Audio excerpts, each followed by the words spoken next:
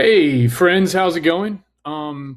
We talked about ETFs a little bit in the last video, and so I have had a particularly intense experience with a couple of ETFs. Well, one in particular, and I'm going to tell you about that experience now because a lot of times when I would watch people chart or watch people talk about stocks, ETFs, commodities, crypto, whatever, anything you can read a chart and sort of surmise what the price action might be, they usually have a paid service attached to that. And there's a lot of things you won't be privy to unless you are in the paid service. There are things, so I'm going to call this video behind the paywall.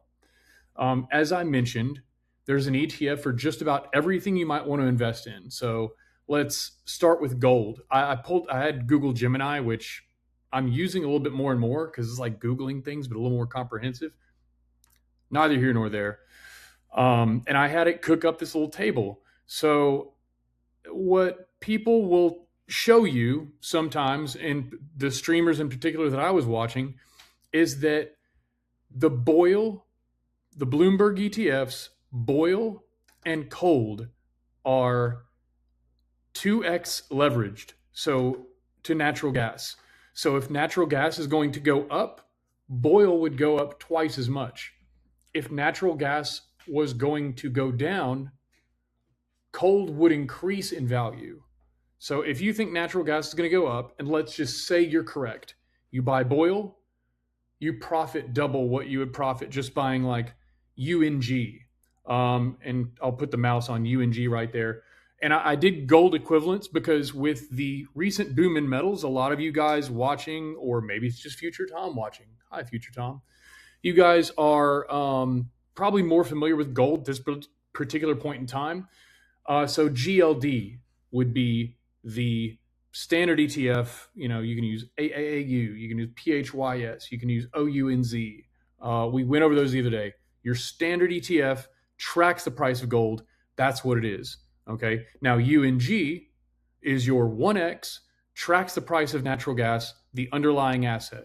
Okay. Now, if you wanted to invest in gold miners, you would go with GDX, and that's the Van Eck Gold Miners ETF. So Newmont Mining, other companies like that.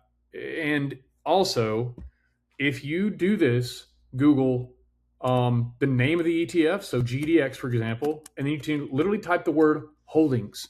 And I do this a lot. So type holdings in for me. Click, and you just go to their website, and you can Control F the word again, holdings.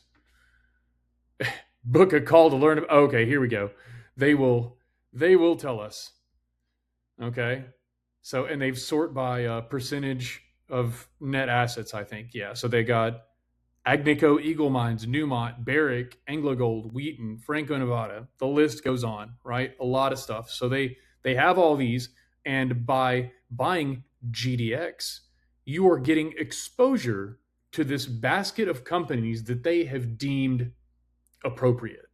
Okay, so that's the GDX FCG deal. This is similar. This is companies with gas exploration. Obviously, you don't mine gas. You go around, tapping, and you try to find pockets of it. You guys watch Landman. They get into that towards the end of season 2. Now you're leveraged. Okay, UGL. If you think gold is going to go up, you would buy UGL. If you're correct, you profit doubly of what you would profit if you were just holding a GLD. Okay, BOIL is that of natural gas.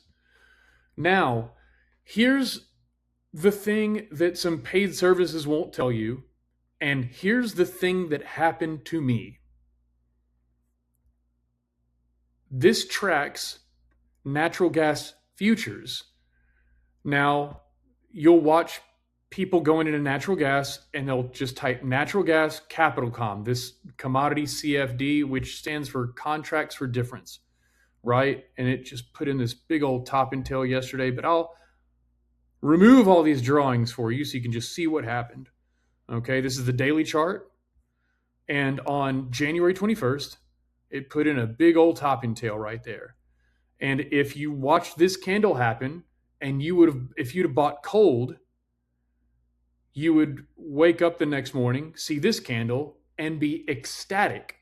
And then you would go to your brokerage account and you would see that your excitement wasn't validated by the numbers on the screen.